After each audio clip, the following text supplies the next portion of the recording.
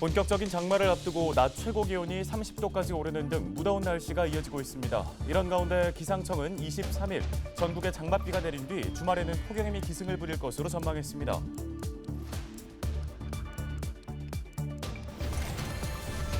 코로나19 여파로 어려움을 겪었던 혈액 수급이 증가하고 있습니다. 하지만 안정적인 혈액 공급을 위해서는 헌혈에 대한 지속적인 참여가 필요한데요. 관련 내용 이슈앤피플에서 살펴보겠습니다.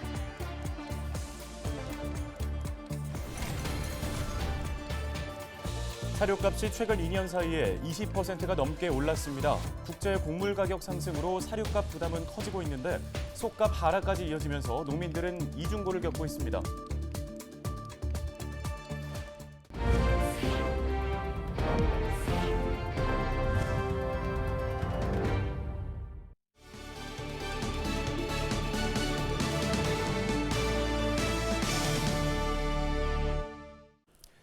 여러분 안녕하십니까? 헬로티비 뉴스입니다. 최근에 극심한 가뭄이 이어지면서 걱정이 컸는데요. 지난 20일 밤 제주를 시작으로 올여름 장마가 시작됐습니다. 기상청은 제주에 머물던 정체전선이 잠시 소강 상태를 보인 뒤 23일부터 다시 활성화해 전국이 장마 영향권에 들 것으로 예상했습니다. 수도권에는 23일 오후부터 밤 사이 30에서 100mm의 많은 비가 내릴 것으로 예보했는데요. 경기 북부에는 최대 120mm까지 비가 내리는 곳도 있겠습니다. 다만 장마 전선의 이동이 느려질 경우 수도권에 머무는 기간이 길어져 강수량은 예상보다 더 늘어날 것으로 보입니다. 이후 주말인 25일부터는 전국적으로 기온이 상승하며 더위가 기승을 부리겠습니다. 수도권의 기온은 30도를 오르내릴 것으로 예상됩니다. 날씨가 습해서 체감 온도는 더 높게 느껴지겠습니다. 다음 주 월요일까지 폭염이 이어지는 가운데 국지적으로 천둥 번개를 동반한 소나기가 오는 지역도 있겠습니다. 오는 28일부터 30일까지는 다시 정체전선이 활성화되면서 중부지방을 중심으로 비가 내리겠는데요. 변동 가능성이 크기 때문에 다음 달 2일까지 비가 지속될 가능성도 있습니다. 아직 장마가 본격적으로 시작되지 않아 올해 장마가 언제까지 이어질지는 조금 더 지켜봐야 알 수 있는데요. 기상청은 최근 경향을 고려했을 때 집중호우 뒤 며칠간 폭염이 이어지는 식의 장마가 올해에도 나타날 것으로 예상하고 있습니다. 일시적으로 비가 한꺼번에 내린 뒤에 다시 한번 건조 공기에 영향을 주며 비가 내리지 않는 날이 수일 지속되기도 하는 그러한 경향들이 장마철 기간에도 나타나고 있는 형태인데, 이러한 형태들이 지금 장마 초입 단계에도 나타나고 있다는 점이 현재까지의 특징이라고 볼 수가 있고, 가뭄이 이어지다가 갑자기 많은 비가 내리는 만큼 장마 전 배수 시설을 점검하고 산지 주변에 거주하는 분들은 산사태 피해에 대비하셔야겠습니다. 다음 소식입니다. 사료값이 최근 2년 사이에 20%가 넘을 정도로 가파르게 오르고 있습니다. 국제 곡물 가격 상승으로 사료값 부담은 커지는데 속값 하락까지 이어지면서 농민들은 이중고를 겪고 있습니다. 네, 이제는 생계 유지마저 곤란한 지경이라고 하소연합니다. 정명기 기자가 그 실태를 취재했습니다.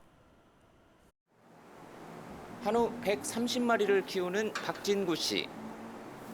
1년에 사료값으로 약 1억 5천만 원을 쓰는데 최근 3년 사이 무려 5천만 원 정도가 는 것이라고 합니다. 생산비의 절반 이상을 차지하는 사료 가격이 최근 2년 새 20% 넘게 뛴 데다 속값 하락까지 겹치면서 이중고를 겪고 있는 겁니다. 속값 떨어지면서 한 7천만 원 정도 떨어졌고, 그다음에 지금 사료값 한 매년 제가 5천만 원 더 내는 거잖아요, 지금. 근데 축산 분야에는 아무 지원이 없습니다. 그냥 곡물가 올라가 버리면 저희가 그대로 돈을 갖다 줘야 되는 거예요. 사료업체들이 최근까지 가격을 줄줄이 올리자 급기야 삭발까지 단행한 농민도 있습니다. 업체 측에 사료 원가를 공개하라며 고통 분담을 촉구했습니다. 저기 한우 가격은 한 20% 정도 하락은 치고 사료가는 50% 정도 상승은 추세입니다. 이들이 예를 들어서 적자하는지 아니면 농민들하고 같이 상생하는지 그걸 알고 싶어서 이런 시위를 하게 되었습니다. 하지만 해당 업체 측은 영업 비밀을 이유로 사료 원가를 공개할 수 없다는 입장. 그렇지만 이미 연초부터 비상대응 특별팀을 꾸리고 원가 절감에 나섰다고 합니다. 전체적으로 우리 회사 5월 말 기준으로 네. 적자가 200억 이상 지금 시현이 되는 상황이고, 연도 말에는 더 큰 적자가 예상되기 때문에 구둑이 이번에 평균 42원 인상을 하게 됐습니다. 사료용 곡물 대부분을 수입에 의존하는 우리나라는 대외 상황에 민감할 수밖에 없는 상황. 최근 러시아와 우크라이나 전쟁 여파로 국제 곡물 가격은 고공행진을 거듭하고 있습니다. 이 때문에 사료업체들의 원가 부담도 커졌지만 축산농가의 경우 규모가 작을수록 생계마저 위협받는 처지. 농민들은 사료 안정자금이나 사료 원료 수입 지원과 같은 대책 마련을 호소하고 있습니다. 문제는 주요 곡물 생산국의 전쟁이 장기화할 경우 추가 인상이 뒤따를 것이라는 전망이 나오면서 축산농가의 시름은 깊어져만 가고 있습니다. 헬로티비 뉴스 정명기입니다. 8대 양천구 의회가 지난 20일 제293회 임시회를 폐회하고 4년간의 의정 활동을 마무리했습니다. 양천구 의회는 마지막 임시회에서 서울특별시 양천구 지방공무원 복무조례 일부 개정 조례안 등 안건 15건을 의결했습니다. 서병환 의장은 양천구민과 구청 공무원에게 감사 인사를 전하며 7월에 개원하는 9대 양천구 의회에서도 지역의 봉사자로 큰 역할을 해주길 기원한다고 말했습니다. 9대 양천구 의회는 다음 달 첫 임시회에서 의장과 부의장, 상임위원장을 선출해 전반기 원구성을 완료할 예정입니다.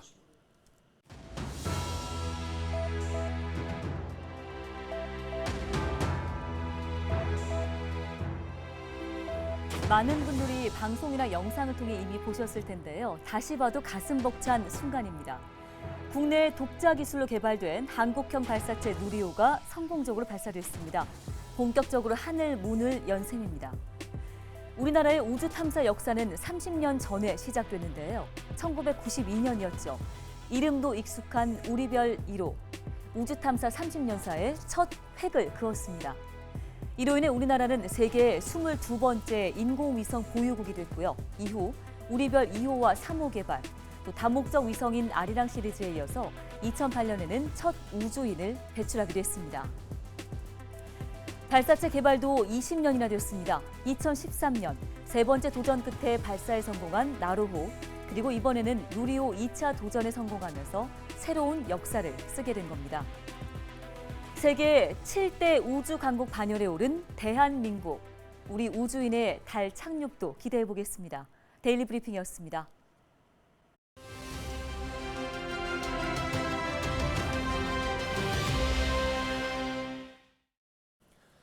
코로나19 확진자 수가 줄면서 혈액 수급도 안정세를 찾아가고 있는 상황이라고 합니다.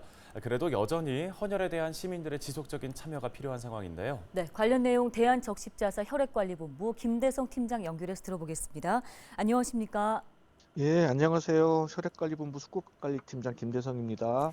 예, 사회적 거리두기가 해제되면서 헌혈하는 분들이 좀 늘었나 싶은데요. 요즘 혈액 수급 여유분 어느 정도 됩니까? 예. 올해 초에 오미크론이 확산되면서 혈액 보유량이 이제 3일분 미만으로 떨어지는 위기 상황이 발생되었는데요. 지금 현재는 국민 여러분들께서 적극적으로 헌혈에 참여하신 덕분에 오늘 같은 경우에 11분 이상으로 안정적으로 혈액 보유량을 가지고 있어서 의료기관에 불편함 없이 혈액을 공급하고 있습니다.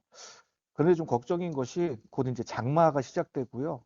학생들을 기말고사, 방학, 그다음에 여름휴가 지나고 나면 이제 추석하고 10월 초에 연휴가 있어요. 이렇게 지나게 되면 해마다 혈액 보유량이 감소가 됐었습니다. 그래서 저희가 혈액 보유량이 감소되지 않도록 국민 여러분들이 환자의 생명과 그다음에 빠른 케어를 위해서 지속적인 헌혈을 참여해 주실 것을 다시 한번 부탁드리도록 하겠습니다.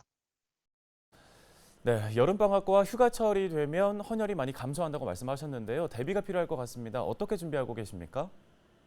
네.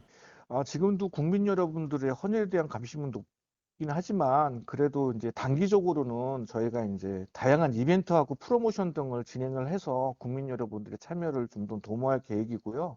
장기적으로는 헌혈하기 좋은 공간인 헌혈의 집을 좀 더 많이 만들고 서비스를 개선해 나갈 계획입니다. 그리고 또 하나는 헌혈하신 분들이 헌혈에 대한 예우를 좀 증진할 수 있도록 법률적인 조치를 좀 하려고 해요. 그리고 헌혈에 많이 참여하신 분들, 또 개인이나 단체에 대해서 정보 포상을 추천하고요.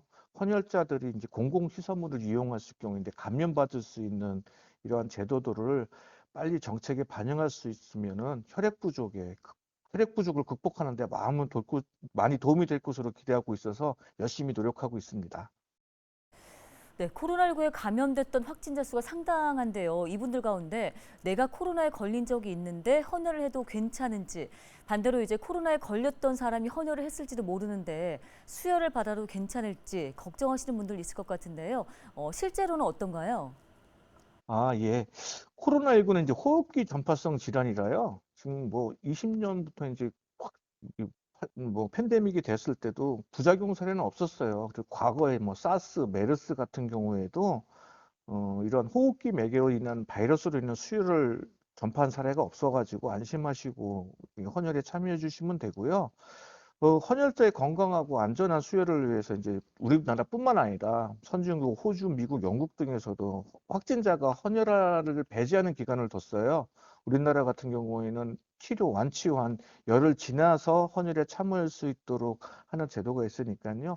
헌혈에 참여하시는 분들은 요거 감안하셔가지고 참여해 주시면 되고요. 수혈 사례는 없으니까 안전하게 참여해 주시기를 좀 부탁드리겠습니다. 네, 말씀 잘 들었습니다. 대한적십자사 혈액관리본부 김대성 수급관리팀장이었습니다.